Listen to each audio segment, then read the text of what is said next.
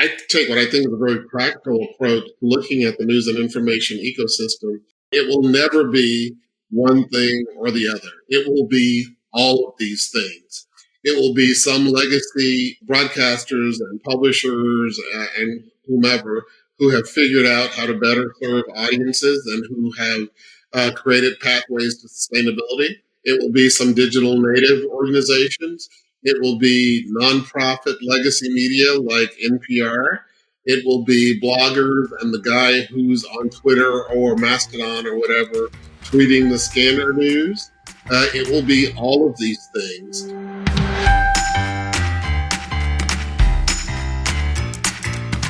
Welcome to the Local News Matters podcast, where we explore pathways to stronger journalism, better businesses, and healthier communities. I'm Tim Regan-Porter, CEO of the Colorado Press Association.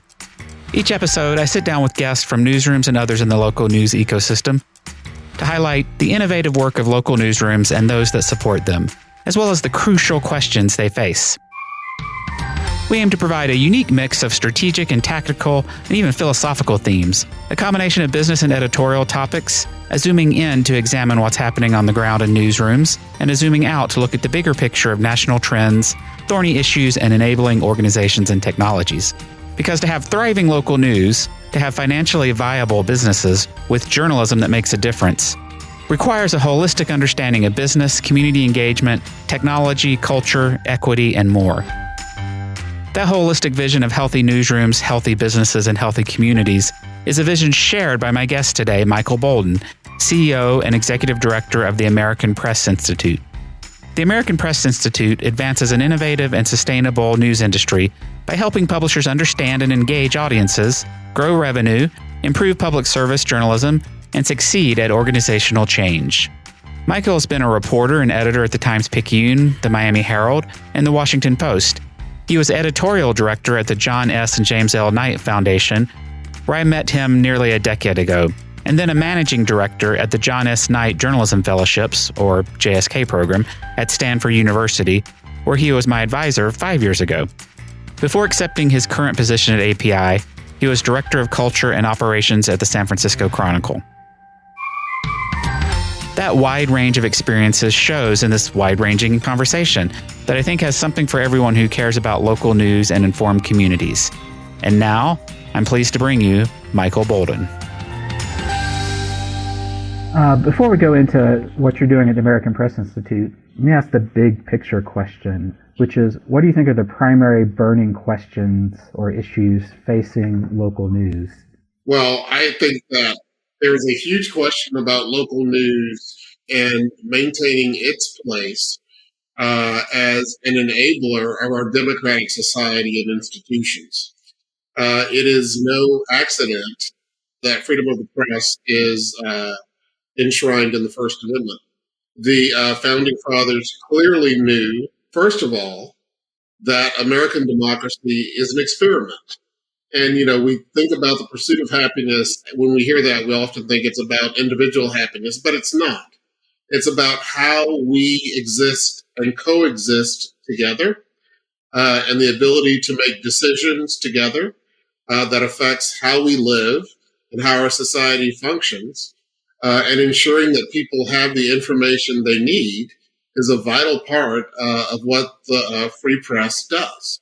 And so at the local level, we have to have a robust, thriving free press, providing people with the information they need. Otherwise, we're going to see more of our democratic freedoms slip away because people won't have the information they need to coexist in our communities. So I think that is one of the first things that we need to hold up as important. And remember that context when we're dealing with everything else that comes our way. That freedom of the press is an enabler of what is a great democratic experiment. And when it suffers, our democracy will suffer. That actually leads into the next question I had, which is, what need do local newsrooms serve, which you alluded to there, and do you think they've lost sight of what their communities need? I think that one thing that some local news organizations think about too much, frankly, audience as opposed to community, right? Because I think that you can actually find a pathway to sustainability by only serving an audience. But, most people in this business that I talked to who got into this business, it was because they saw the importance that the media has in their local communities, right? And so, what is the separation that might exist between a local news organization and the community as opposed to the audience? I mean, your audience could be anywhere in the world, but how connected are you to the people who are in your backyard? And how involved are they in helping to, set your coverage priorities and your relationships? Let's dig into that a little bit because, metrics have played a key role in the evolution of news for good and ill, I think. Certainly, I think people who do sort of a simplistic page view and unique visitor focus without understanding, it's not even good business if your advertising dollars are all coming from local businesses and you're just looking at clickbait that you get from around the country or world. But I'm going to push a little bit. I completely agree. That's a very crucial distinction. But when I came to local news from a magazine world, where we knew our audience very well, we had good data on the audience. We understood what they wanted, and then it was a little bit of a shock coming into a local newsroom where we weren't doing audience surveys. We weren't understanding our audience or our community, I would argue, very well.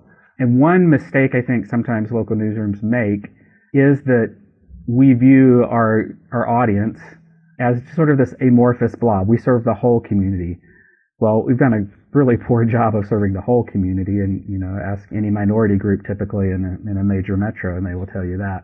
But I think you want to serve the community, but not as sort of this amorphous whole. That you really need to understand the different needs of the different people in that community. Can you expound on that a little bit?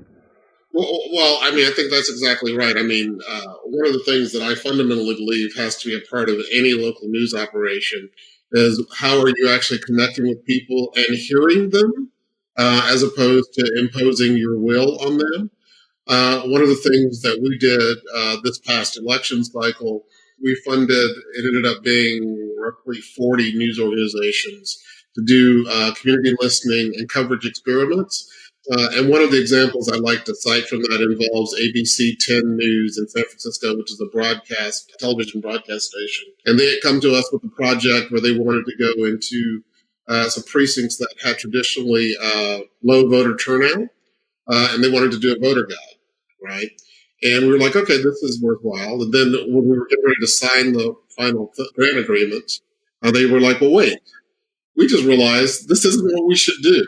We need to go talk to people and see what they actually need and then decide if we need to do a guide or whatever. And we saw that replicated actually across the country with some of the news organizations that were participating in that, whether it was in Alaska, where Alaska Public Media was going out into some rural communities, or in Montana, where the Missoulian and Lee, Montana, were actually visiting there are 7 reservations in Montana.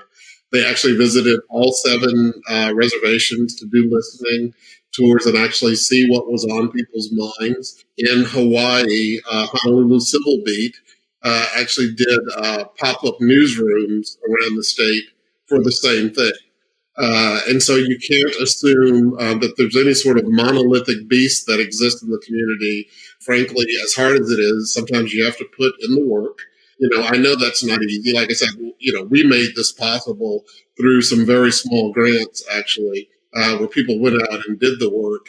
But the work pays off because it reminds you just how distinctive different elements of your community are and how you need to be listening to them all the time. One of the things I'm really concerned about with the midterms behind us, it's like, okay, so everybody who did some of those experiments, how do they not lose what they learned? And we'll be doing follow-up sort of coaching sessions and information sessions with some of those newsrooms to make sure we can capture some of that and help them in some way not lose that progress, because you're exactly right. The other thing I will add, actually, that's very relevant to this, we have a listening and sustainability lab, we called it, working with publishers of color this year. And one of our star pupils was the Atlanta Voice, a business publication in Atlanta that's been around for decades. And they did some community listening work as part of that effort. And they learned, they thought they knew their audience, right? Black professional middle class in Atlanta. And they discovered, oh no, we're missing some stuff because we've made some assumptions. And they've got a couple of new initiatives going now as a result of that work. So that's also a good illustration of how you can't make assumptions about who your community is and what community works. You've got to be constantly listening, and you have to ensure that there are feedback loops. So when you go listen and do something, and then you get to hear again about how what you've done has landed, and frankly, that's a never-ending process. Yeah, and as you're indicating there, both how you listen and what you do with that, I think are so crucial. I feel like the industry's been in a mode for the past 5+ years where we talk a lot about listening, but often, and there's grant funding available and new tools, but sometimes it feels to me that many of us are checking a box and are listening to kind of have our assumptions reinforced or to come up with stories that we can use to spin a good story about how we serve the community. Nonprofit, for-profit, both fall victim to that. And 5 years ago, you were my advisor at Stanford, and we spent a lot of time working with the D School, and it's just sort of basic good startup practices that listening is not about that just validating what you walk in the door with, but it's really embedding yourself. It's not surveys and focus groups, although those can be part of it. But it really takes a new mindset. And I wonder, where have you seen really good examples of that, and where have you seen that fail? Well, it does take a different mindset. And I think it takes a huge amount of humility because your assumptions are going to be challenged. You're probably going to be told that you're wrong about something. And none of us wants to be wrong about anything, right? And that can be one of the reasons why it's so difficult for people to sort of acknowledge what's going astray. Some of the examples that I just cited actually are I think, very appropriate for what you're talking about examples. The Honolulu Civil Beat example, the ABC 10 example, Wisconsin Public Media has a couple of good examples. VT Digger, which I'm a big fan of, and their coverage of some of the underserved communities in that state where they've had some of their assumptions challenged. Those are all, I think, case studies that are worth looking at and examining a little bit closer. I love the Atlanta Voice example because, it is an African American publication that has been serving an African American community. And you would think, oh, they've got this. They're like, no, we don't have this. And we have to be humble enough to say that we don't have it. They're launching a new product because of that. Yeah, I think that those are some of the good examples. Now, when you talk about where have I seen it fail? Oh, goodness. One of the examples, and this is a little bit unfair because they're not doing this anymore, I don't think, but look at the Washington Post, which for the longest time, the Washington Post really was just a local paper. It was a local paper that covered something that was of national and international issue, but politics in Washington is a very local story.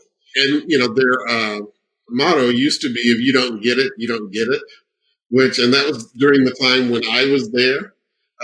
And think about the hubris that's sort of embedded in that statement, especially for a local news organization covering a region of millions of people that are incredibly diverse and where most of the voices are being left out. And I think they had a good run at it. I don't think that I don't think they assert that they're a local paper anymore. Right. And now that I'm back living in the Washington suburbs, it's most apparent to me how they are not a local newspaper. It's kind of amazing that we can be in such a vast metro area where there's so many people with wealth and education, and yet we also are living in a news desert where coverage locally has just failed abysmally, in part because I don't think anyone ever bothered to really listen to what was going on here. There are some, occasional attempts, but for the most part, it's just sort of failed miserably. Yeah, I want to dig in a little bit on the local part, because one of the things that's been kind of a revelation to me being at the Colorado Press Association is how crucial and strong and relevant a lot of our community newspapers are. A lot of these are weekly, they might be daily online. And I hear this from other press association directors too, that some of their strongest members, the ones that are growing, are actually these weeklies who tend to get overlooked. We focus on metro dailies, and then talk about the problems in the sort of the rural urban divide. But I'm wondering, from your standpoint at API now, are you seeing the strength in weeklies or community papers and a different tact in how they relate to their community? Well, so I'm going to turn your question a little bit, because it's not really just about weekly papers. It's about community media organizations in general. One of the things we did back in October, the Society of Professional Journalists had their national conference here. We actually had a reception with a lot of local media organizations, some of them daily, some of them weekly. We also had people from the Baltimore Banner there, which is a new local nonprofit, as well as the editor of Street Sense, which is the publication generated by homeless people in many communities around the country. And to have them all in one place talking about all of the different ways they are trying to fit into the news and information ecosystem, to me is just very eye-opening, right? I mean, it's like, what does the diversity of the media ecosystem look like? That's what it is. You had, frankly, people from the Washington Post down to the one-woman shop of Annandale Today. And, I think we've seen a lot of growth, especially in the community media level during the pandemic, right, where people were looking for ways to stay better contact with their communities, and also responding to what they thought were some of the deficiencies in the mainstream media by starting their own thing. So there's clearly lots of growth. I think there's lots of opportunity and lessons to be learned from what some of those organizations are doing. And one of the things I want to try to figure out is how can we create a two-way peer learning network where we can help some of those very small organizations tackle some of the problems that they may be encountering. But what are they doing, especially in the way of community listening and connecting with community, that larger publications can learn from?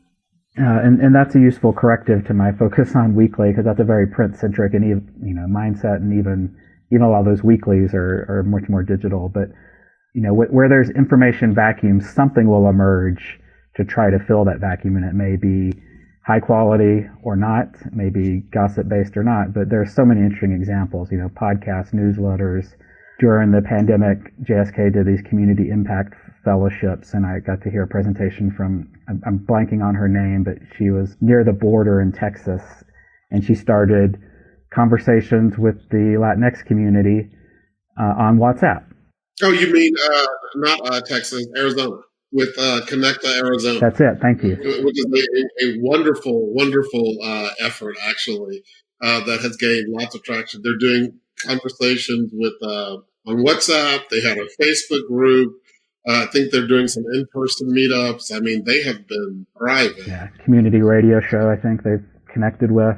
Yeah, and a podcast, I believe. So, yeah, we gave them a grant during the election cycle to do some of that work to help extend some of it. So. Yeah, and I think that's a great example of what can flow when you're community-centric and you're just trying to meet the needs rather than figuring out how do we take what we're already doing and just get someone to read it, right? I mean, that's a whole different mindset when you're really focusing on the community and all the different ways they want to interact and consume information. Well, I mean, even I've talked a lot about these the election examples, but the Austin Common, which is a website, but one of the things that they've been doing sort of graphic novel type guides, because that's what their audience wants. And it's like, okay, if it takes graphic novels to give people the news and information they need, let's do graphic novels. I had an interesting conversation with a major national funder who you're familiar with, and then they asked me the question, should we just be pouring money into all of these startups and not try to worry about preserving some of these legacy institutions? And my answer, and I'm very interested in your perspective on this, My answer was startups are great, but if you've got an institution that is innovating and is willing to look at all of these things, it's worth preserving because they have an audience and a reputation that has been built up over, in many cases, over a century. And as much damage as they might have done, or as the economic changes might have done over the past 20 years, there's still something there worth preserving in some cases, certainly not all. I'm curious what you think about that. Well, so the pendulum keeps swinging, right? About whether do we help the legacy organizations save themselves? Do we invest all the money in the new organizations? What do we do? And I take what I think is a very practical approach to looking at the news and information ecosystem. It will never be, and 20 years from now, maybe you can point out that I was wrong, but it will never be one thing or the other. It will be all of these things. It will be some legacy broadcasters and publishers and whomever who have figured out how to better serve audiences and who have created pathways to sustainability. It will be some digital native organizations. It will be nonprofit legacy media like NPR. It will be bloggers and the guy who's on Twitter or Mastodon or whatever tweeting the scanner news. It will be all of these things. And so I think when we talk about where do we put the investment, it isn't about making a bet on one or the other. It's about making strategic bets in areas throughout the ecosystem. I mean, there are legacy publishers who are taking their best shot. I mean, I think that what I've seen happening with a lot of the Hearst newspaper publications, especially the San Francisco Chronicle, where I worked, and where my friend Emilio Garcia Ruiz is the editor, I think that they're making some significant headway, including in realizing that they don't know sometimes what's going on in the community and they need to do more listening. You know, they've had this big project underway called SF Next, where they invested a significant sum of money in actually doing good old-fashioned polling to hear people in San Francisco talk about what they think the real problems in the city are, as opposed to making assumptions, and also coming together to talk about possible solutions. So you combine that with what you might see happening with a Maritza Felix and Connecta, Arizona, or what VT Digger, which Ann Galloway started, has been very successful in their effort, or Ryan, the new publisher of the Kansas City Defender, and what they're doing and their approach. I mean, I think all of these things will coexist in what will be a modern news and information ecosystem. And so you can't just say, just put the money in one place or the other. You've got to make strategic bets. And some of those bets in all of those things will fail. Some of them will be successful. But I don't think there's anything unusual about that. If somebody's thinking that they're going to put money in one place and that's the only place it needs to go, and that's the only place where there will be success, I say they're wrong.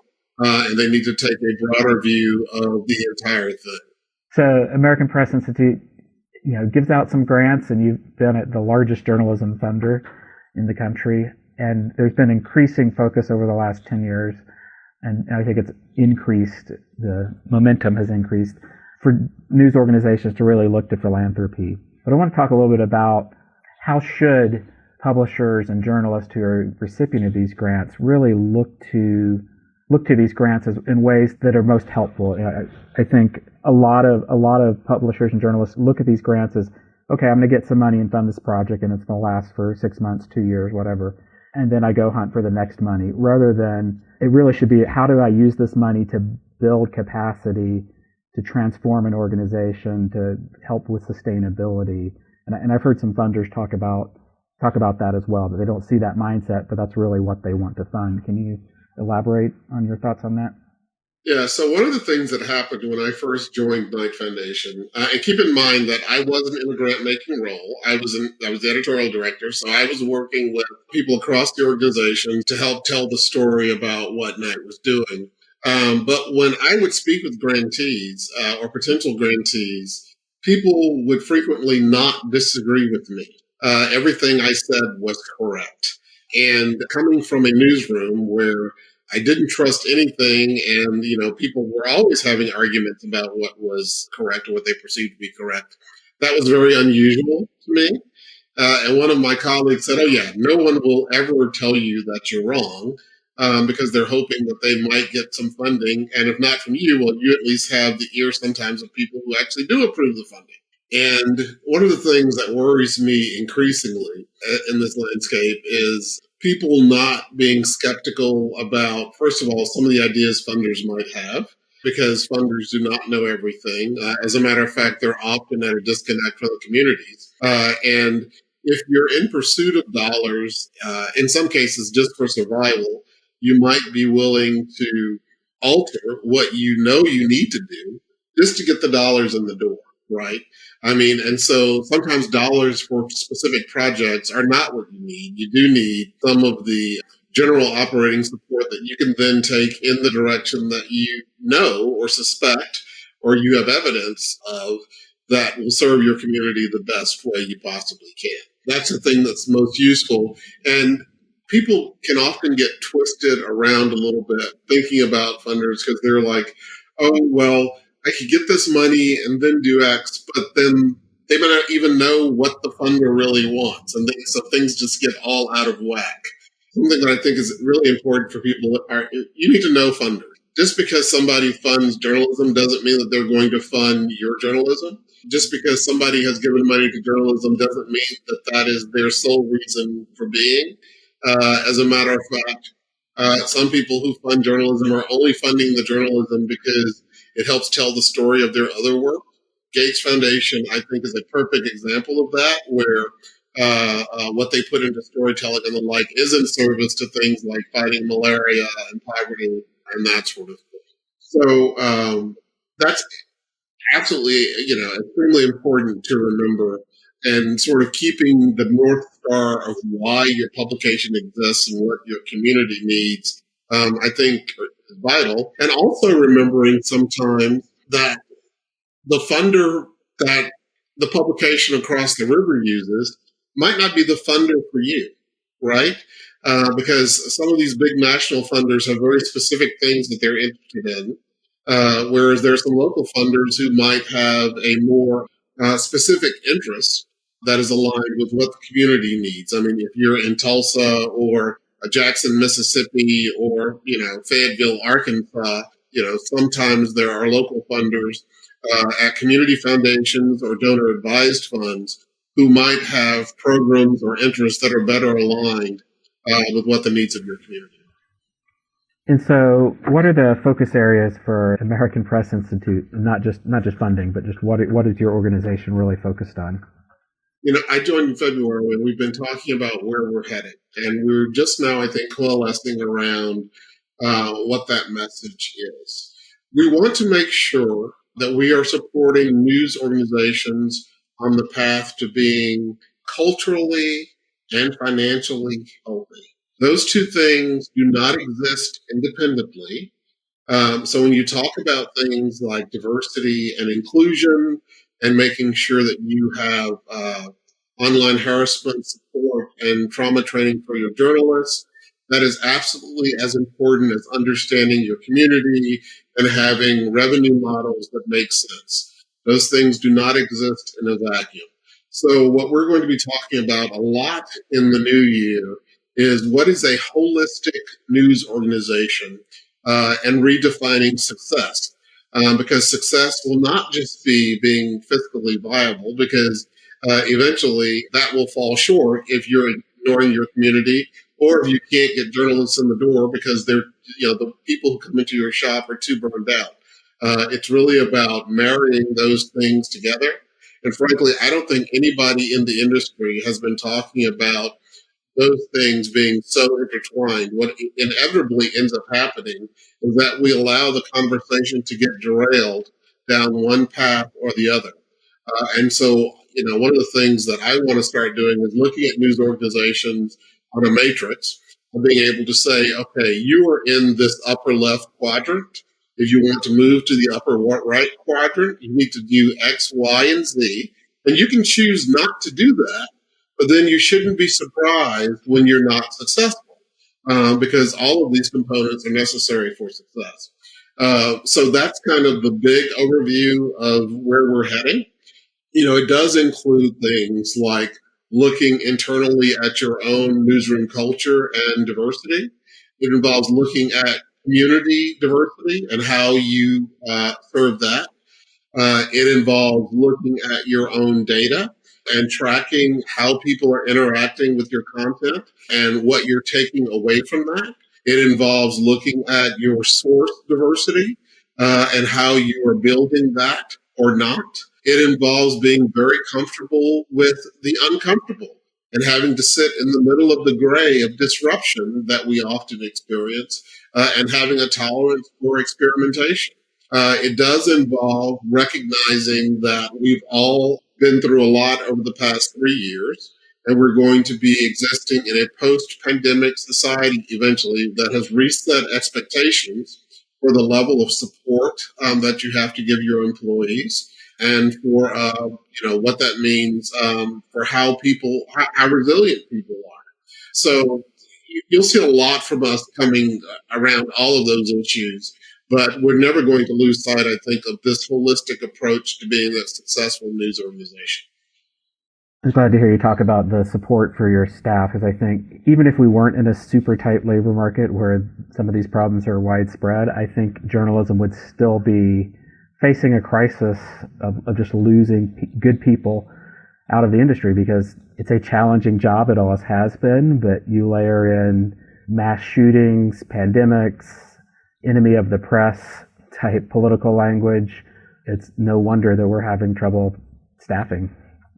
And then you layer on top of that issues of diversity, and if you're a person of color going into a newsroom that's trying to diversify but doesn't have the right support, or they're in a community where they're going to feel particularly isolated. I mean, there are a whole series of challenges that I don't feel like that we still have yet to really adequately address.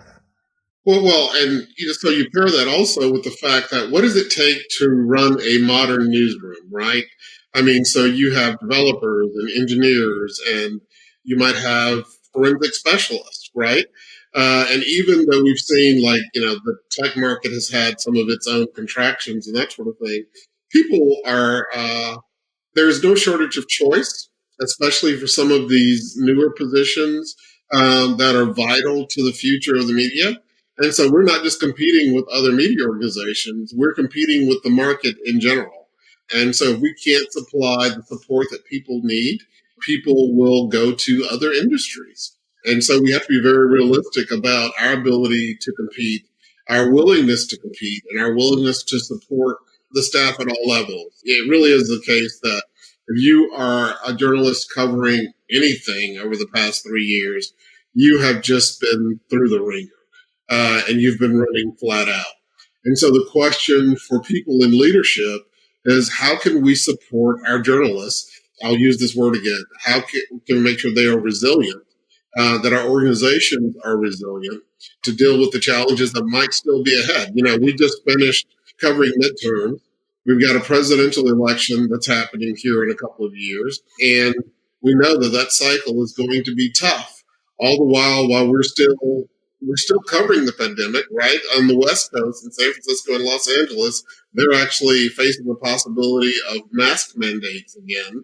And also, in certain areas of the country, you also have fires that have been going on. You've got all the climate change stuff that's been going on. And we just have to be very aware of the context in which all of our people are working and ensure that we're providing support for them, help them make it through.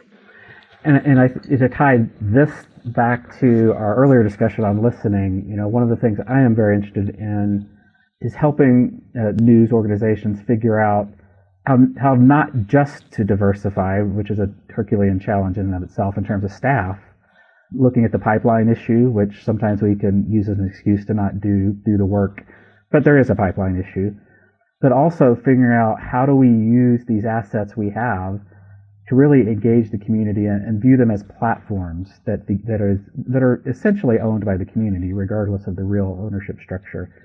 That we have paper, we have websites, we have all kinds of tools in which to turn the mic over to the audience at points. And I feel like it's a missed opportunity if we only focus on the professional journalist in the room and don't really figure out how to tap into the resources in the community? Yeah, so I was recently, and I apologize for not reaching out to you, but I was literally there for less than 24 hours. I was recently in Denver for the convening of the major market public media television stations. And it included Rocky Mountain PBS. As a matter of fact, we met at the Rocky Mountain PBS building. And the chief content officer there, she spoke about this very problem in Colorado, where you go out to some communities and the best known person who has the most ability to reach people is someone who has no professional journalism training whatsoever. She was actually speaking about a specific person in the example that she gave. And it was like, do we not bring that person inside our tent, to help? Do we just write them off because they're not a journalist? And I think that anybody who's very aware of what's happening in the marketplace now, you say, of course not. Of course we want that person to be part of our efforts, right? It's the same point I was making about Larry Calhoun, the guy who runs DC Real-Time News and who's tweeting the scanner stuff. It's like, okay, we can say, well, he has no journalism training. He's not a professional journalist. But that does not diminish the role that he has in the news and information ecosystem. So how do we all learn to coexist, and how do we all learn from one another? I think that that's the important question that we have to keep at the forefront, because otherwise we're not serving the members of the community well at all, especially now when people are getting information from so many diffuse sources, right? I mean, somebody might be getting information from their church Facebook group. Somebody might be getting information from Snapchat. Somebody's getting information from Instagram. Somebody's getting information from Twitter and now Mastodon and Post.news. And in many cases, people who are just ordinary members of the public, they aren't paying attention to who's generating it. They just know that they are getting the news and information from these places. And sometimes if you ask them, well, who was that? They're like, oh, well, it was somebody in the news. And they may not make the distinction that it was KCBS or the Washington Post or whoever. They just know they got it from somebody who they thought was a journalist. But first, we have to help people sort of understand how all this functions. But it's also important for us to realize that we have to work together. Otherwise, it's just going to be total chaos. And well, the other thing I would add, Tim, too, just to make sure there is no confusion. And these are people who are not bad actors, right? These are people who are genuinely trying to solve needs in the community, as opposed to people who are bad actors and trying to sow misinformation and disinformation in the community. I mean, that's an entirely separate issue. Well, one of the things that API offers is the metrics for news, and I've not dug into that. Can you tell me a little about what it is, and do you see any evolution of that tool putting more effort into it, or what's the future? Yeah, so Metrics for News is our analytics tool. I mean, so if you think about something like Chartbeat or Omniture or Parsley, it's our version of analytics. We think it provides a fuller picture of what your publication or your media organization's relationship is with the audience, because instead of just focusing on a snapshot of data in time, we can build dashboards that show the relationship with your data, especially with topics and beats that you cover, historical trends.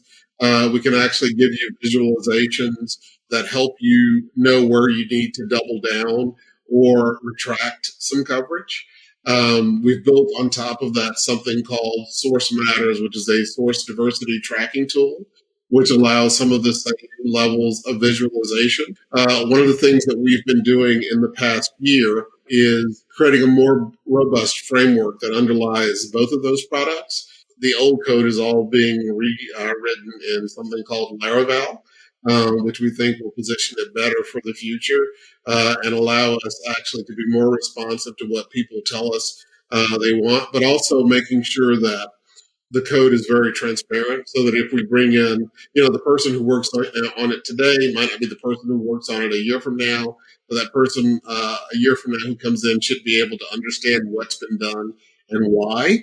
That hasn't necessarily always been the case with the code that's underlied some of our products. So making that investment to ensure that we could deliver robust product to anybody who's interested in it is definitely part of our future. And the question too becomes, Source Matters is built on an iteration of Metrics for News, essentially.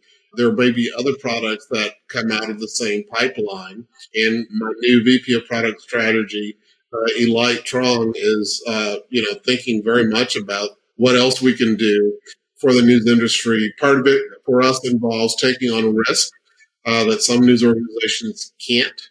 Yeah, I got to say, my background a little bit. My academic background was in economics and math, and got an MBA. But the industry's relationship to metrics is one of my pet peeves, because it tends to be poorly data driven in a dangerous way, or it's all anecdotes. And I see not a lot of nuance and threading of the needle. I was listening to Reid Hoffman's podcast just recently, where he was talking with a business owner, and he said, some decisions are and should be data driven, and some decisions are and should be gut driven. And I feel like we lose that nuance. And I think a lot of the data driven decisions, that particularly some of the larger chains, to be frank, show a poor understanding of the business and what's really driving it forward, and they undermine the brand. So I'm wondering if you have any thoughts on sort of how do you marry your relationship with the community and issues of brand and trust and metrics that can lead you astray if you're not measuring the right things or interpreting it with some nuance. So this is where the community listening comes back in, right? I mean, community listening, not just outside the newsroom, but also in the newsroom. You can't just let yourself totally be guided by the data, because the data sometimes, as you say, can lead you astray. But what else are you hearing? It is a blend of gut and anecdote and data, I think, that needs to guide every news operation. Because if you're too much in one camp or the other, I think that you are probably going to go astray. It's like, what is the 360-degree view of your work and how it meets community needs? And I think each of those things provides a perspective. And if you take anyone out of the equation, then you're going to miss something. And I think any good data analyst is also looking, what is this data not capturing?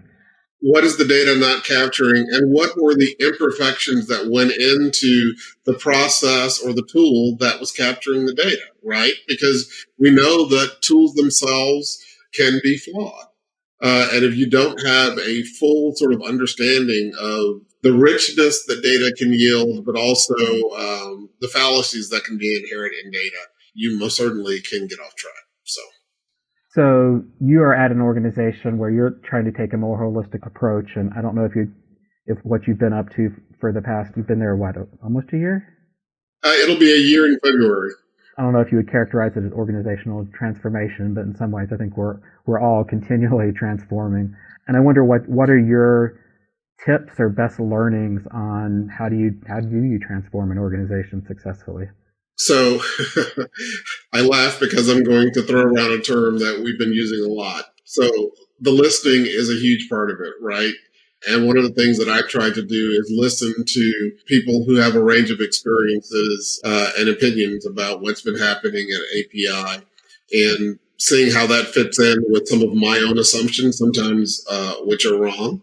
But I'll also resurrect part of what we've talked about gut. My gut has been in play a lot, I think, in terms of thinking about transformation that we need to do. But it's also about how can we build this organization to be responsive, and I'll use this other word again, resilient, right? And why are we doing what we do? For us, it's not about the existence of API. It's about the existence of news organizations themselves and fulfilling the mission that they have to their communities. And so when we look at some of what's been happening in the industry, especially with some of the cuts that have been happening and that sort of thing, it's like, okay, that's where we need to be helping the best way that we can. And are we doing that as effectively as we can? If we're not, well, then what transformation do we need to undergo? I think a question for any organization dealing with questions of change and transformation is, or should be the goal, we want to be excellent. So we might be good. We might be doing something, somewhere on a continuum from average to okay to superlative. but how do you maintain excellence all the time? I think that is the key to organizational transformation. It's sort of holding out excellence in front of you as the goal, as the carrot, and continually being in pursuit of it, and not excellence for excellence sake, right? It's all the stuff we've been talking about that journalists are responsible for, whether we're talking about freedom of the press and the role that we have in democracy, whether it's talking about listening to community and being responsive to it. Those are all components of the definition of excellence that we should have in this industry. And we need to be in pursuit of organizational change that helps us be excellent in responding to all of that. So before we finish up with some rapid fire questions and media recommendations, is there anything I haven't covered, any message you want to put out there, or questions for listeners that you're generally curious about?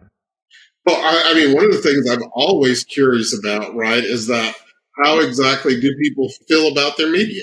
Where are people getting news and information? What do they think is being missed? What do they think news organizations should do better? Where do they get different types of news? How do they distinguish between different types of news? Do they not distinguish between different types of news? These are all questions that I think are very instructive to people who are in the media trying to provide that information. We had a robust conversation in our staff meeting, I think it was just last week, around opinion journalism and opinion pages and where people are turning to for local opinion news, or if that's something that they even want, right? And so that's something that's been occupying some of my time, and I'm very curious to hear what people think about that. All right, great. So now on to the rapid fire, and your answers don't have to be succinct, but the questions will be fairly quick, with apologies to all of the other podcasts I'm stealing from. Messy desk or clean desk? Clean desk. Compared to a year ago, are you more or less optimistic about the future of local news? More optimistic. Do you have a favorite failure of yours? A favorite failure of mine? Oh my goodness. One of the things that I constantly have to remind myself is how little that I knew. So I think that there are failures all the time happening in my life where I am educated on things that I just had no idea about, whether it was being an assigning editor at the Post or being editorial director at Knight Foundation and learning about my own personal blind spots or frankly my own ignorance about things and the assumptions that I make. I think we all make assumptions that really are points of failure. And recognizing those can help steer us in the right direction. One of the things that all of that has taught me is to interrogate everything, that nothing's off the table, including my own decisions and my own approaches to things. What's the best single piece of career advice you've ever been given? Have an advisory board for your life. It's not easy to go it alone, and you shouldn't go it alone. You should have different people with different specialties and different viewpoints and wisdom who can advise you on key things that might happen in your life. Sometimes it might be personal, sometimes it might be professional, but having that multiplicity of wise voices, at inflection points, I think can help steer you in the best direction. What piece of common advice or conventional wisdom drives you crazy in its wrongness or oversimplification? Goodness. Well, I'm going to say something that's kind of the opposite of what you asked me, because I think that there is this embedded attitude that's more problematic.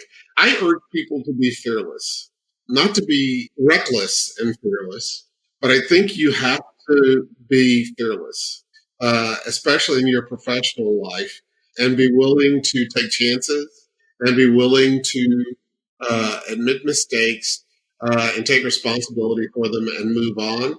Some people don't subscribe to those sorts of things. Actually, some people want to cover up those sorts of things. But one of the things I have found in my life, especially when there were mistakes that I made, I've been quick to own up to them and say, okay, now can we move on? and move on to the next thing because I'm going to make mistakes. This is part of who I am. I haven't seen anybody yet who doesn't make them. But that willingness to embrace them and move on, I think, is undervalued and not something that gets talked about enough. What's your favorite place to think big? My favorite place to think big. Well, I know this is supposed to be rapid fire, but that is such an interesting question. Do you mean physical place or do you mean an arena of things or what? Yeah, it could be either. Oh, God. Well, I think as a society, frankly, we don't think big enough sometimes. And having big dreams and being able to sort of pursue impossible goals is important. I mean, you think about the moonshot, right? And how collectively that really did bring people together, especially when it was finally accomplished. And people were like, oh my goodness, we're going to the moon, right? What are our moonshots that are bringing us together? I mean, those are the areas that we need to think more about. When I was a kid, I used to love to read the encyclopedia. And in the world of the encyclopedia, there were visions of flying cars and all kinds of other things. Where are the flying cars? Why aren't there flying cars outside my window right now, Tim? I think in every arena of public life, we need to think big. And, I'm actually a Trekkie, more of a next generation fan than anything. But there are so many elements of that world where so many problems have been solved that I think we need to think big about as a society because they just stand in our way, right? We shouldn't be worried about people being hungry. We shouldn't be worried about people trying to find medical care to fight cancer. We shouldn't be worried about people going hungry. Those sorts of things. Can't we solve those? I mean, those are some areas where I think we should think big because if we can think big about those things and solve some of those things, we can move on to some of the great stuff that will allow us to explore this universe, whether it be the great out there or the great, here, and come up with some truly remarkable revelations and insights. But, I'm a bit of I'm an optimist and I'm a bit of a person who just likes to dream the impossible things sometimes. So. Love it. I'm a Trekkie too. So. Fair enough. What's one thing you do to restore yourself and maintain your sanity? Play with my dogs. I have two sheepadoodles. Grace, it will be 3 in February. Gabriella will be 2 in April. And, you know this from your own experience, but the love of pets is unconditional and unwavering. And so no matter what problems you might be encountering, spending any time with your animals, whether they're cats or dogs, I've had both, I just have to have 2 dogs right now, is a sure way, first of all, to remind you that you are a good person, because sometimes the world beats you down and you forget that. But also the existence of unconditional love in its simplicity most certainly is a way to restore your soul. 2 more. What's your smartest time-saving hack? Oh, my smartest time-saving hack. So to do lists at the start of each day and then to just check those off as I go, because sometimes I get distracted because my mind sometimes goes all over the place, and having that focused list that I can just check off is a way to ensure that I remain on task and also gives me a sense of accomplishment. What's a creative measure of success you've set for yourself or your team? Yeah. So a creative measure of success really does have to do with, I'm going to go back to George Washington and this idea of civic happiness, which really is about how resilient and effective people and teams are. And it's something that I think is actually measurable, right? I mean, in your interactions with people and in the job satisfaction and that sort of thing. And there are a lot of elements that go into it. I mean, the simplest one, posing the famous question that JSK is probably familiar for, and for your listeners, JSK is Stanford Fellowship.